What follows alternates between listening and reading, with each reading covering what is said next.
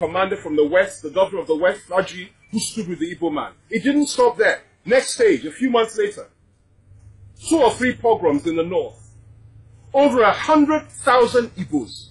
100,000. They say 30, but it's not 30. It's 100,000. And if you want to know the true history and read the story, please don't read what either the Nigerians or even the Biafrans write. Go and look at the journals of the French journalists, the French historians particularly, and the British and the Americans, to the extent that the American president of that day said he has never seen such barbarism before. This is what they said. 100,000. House to house. Hospital to hospital. Office place to office. Even the airport. They will see an Igbo woman. They will say, "You're an Igbo woman." Cut open her stomach. Bring out the child. Dash the child's head against the wall. Papa, you will confirm to them this is the truth. Why do you think they stopped teaching history in Nigerian schools? Because they don't want anybody to know. But my own position is this. If you don't know the truth about your past, you will repeat the mistakes of the past, you will not learn the lesson of history, and you will ensure that history repeats itself, and things will go from bad to worse. And that's precisely what is happening today. We haven't learned from our history. But they don't want you to know. Didn't stop there. As 100,000 were being slaughtered, they were running back to the east. A great man, a great son of the East, who was part of the military hierarchy, a privileged man, who was at Oxford University, a very senior army officer, who was the commander, general officer commanding the military in the eastern zone of this country, a member of the ruling class, a man whose father was one of the richest men in Nigeria. He had nothing to gain in saying that he would rather die than watch his people die. He was a member of the ruling class. What did he say? He said, enough is enough. And he drew the line. And he said, you that are being slaughtered, sons and daughters of the Igbo, Igbo, come back home, and we will draw the line. And when you cross that line, you are inside Biafra, and they cannot come and kill you in Biafra. That's what happened. And they started coming back. At every stop, train station, check it out. Look at the historical records. Find out whether what I'm telling you is true. All the train stations they stopped at, as they were fleeing from Kanu, Kaduna, all these places, they were stoned, they were beaten, bows and arrows were fired at them, they were insulted, they were treated like animals. But they managed to get home. And then, of course, the war started. A lot happened, but the war started.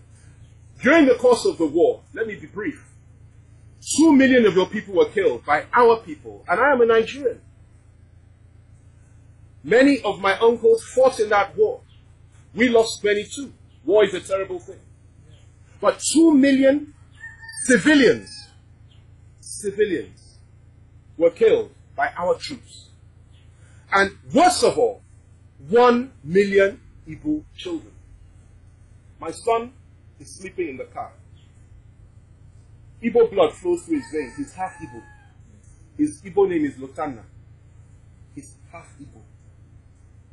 If he had been born at that time, is it not fair for me to say that he may well have been a victim as well, if he had been on the eastern side of the Niger? The humanity that is within us must cause us and enable us to empathize with the suffering. This is not about Biafra-Nigeria war. Because if the Biafrans and the Nigerians wanted to fight, let there be a fight between two armies. That's how wars are fought. You sign to join to fight to die.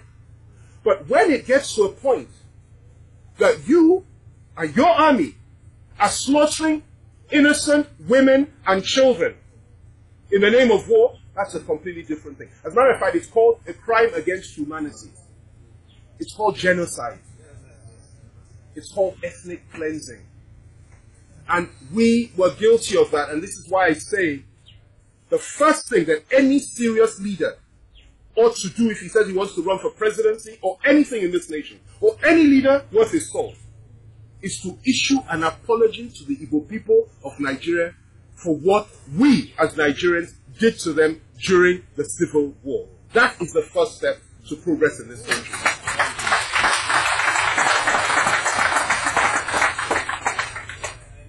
The war ended, and what happened? Igbo men that had millions in the bank. Let me tell you your history. And please, those that are so disconnected, that say that it doesn't matter what happened in the past, let's just think about the present, have almost lost their soul. And that is the whole purpose. Because if you're no longer connected, you don't care about what happened in the past, then surely you certainly don't have a right to complain about the plight of today. Millions in the bank. War ended. And what did we do? We took all the money and we said, take £20. And we gave you £20 to begin your lives again. You go back to where you came from after the Civil War. You went back to the South. You went back to the North.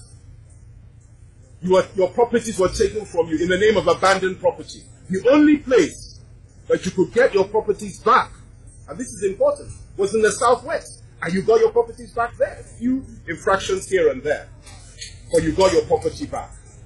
Everywhere else in this country, the Igbo could not collect his property back.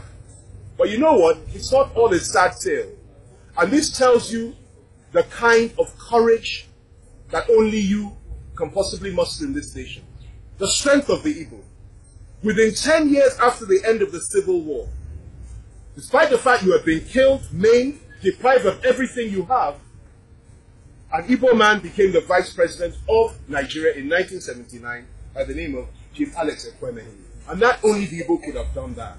And I'm very proud of the fact that you managed to do that. And incidentally, it's never happened in human history that after a civil war, so soon, 10 years, that those that were on the other side, that lost the war, ended up having a vice president for the whole nation. It's never happened before. So that tells you that there is hope. Now, what are we saying today? The same way in which Igbos were killed at that time, just before the war, and after the coup, and during the coup, and just after the coup, is what we are witnessing today over the last 3 years since President Buhari has come to power. And you cannot sit by quietly. We have a few months to go to the election. And blush your mind out to the fact that thousands of your sons and daughters were mowed down all over the East by the military and by the police. Buhari's military and Buhari's police. Simply because they expressed a desire to have a referendum to determine whether or not there ought to be Biafra or they should stay in Nigeria. It's called self-determination. And they fought for that with their minds and their pens. They never lifted a gun. They never inflicted violence on anybody. It was what you call a freedom of expression, an intellectual exercise, and an aspiration and a dream, which is something that ought to be cherished in any civilized society, particularly by an abused people. Because the Igbos have been abused. Why do you worry about the Igbo? Why do you talk about the I get this all the time. And I tell people, I say, particularly to my own brothers and sisters in the Southwest, and I'm a proud Yoruba man. Proud Yoruba man. I tell them that as you see the house of the Igbo burning, don't rejoice and don't laugh. Because when they finish with the Igbos, they're coming for us. They have already broken the middle belt. And when I say they, you know who they are. They don't come from here. They come from Futajalum. Historical facts. And the Fulani has conquered the Hausa kingdoms. The Fulani has conquered the Core North. The Fulani has made everybody subservient to them in the Core North. The Fulani have their own language, which they refuse to share with ordinary commoners.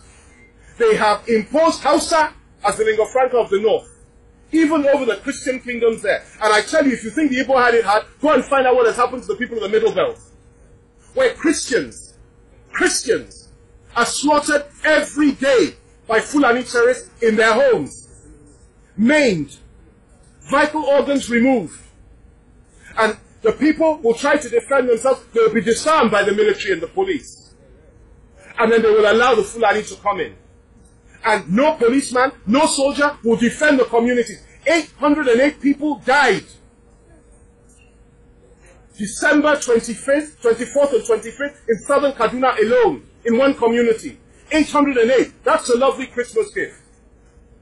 And my friend, who is the governor of that state, who is no longer my friend, because I cannot be friends with a mass murderer and a genocidal maniac, hold his soldiers or the commanders or the police under his command as chief security of the state to just ignore it.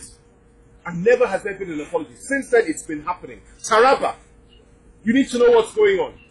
Adamawa, Plateau, everywhere in the Middle Belt. Everywhere. Benue, it's a daily occurrence. And there's a collusion with the media to suppress the truth. But the truth stands no matter what. I had the honor and privilege of receiving over 1,000 people at the burial of Mama yesterday. They sat quietly in one corner under a large canopy. I didn't know there were so many until I went there to meet them. They were representatives of IPO who came to honor my mother-in-law in death. And yesterday I had the distinct privilege of visiting the home of my friend and brother Nnamdi Kanu, because I cannot come to this part of the country and not visit his home, even though we don't know where he is. And we had some very interesting discussions there. My pain is not just for you, but for each and every one of us. In the Southwest, we are suffering as well. They have killed many of our people over the years. They killed MK Abiola, who won an election. They orchestrated a division in 1965, where we were killing each other like animals in the Southwest, which led to the first coup. They've been killing us ever since. They've been depriving us ever since. They've been denying us ever since. And I'm saying it ends today. Amen. Amen. And please, make no mistake about it. When I speak, I'm not alone.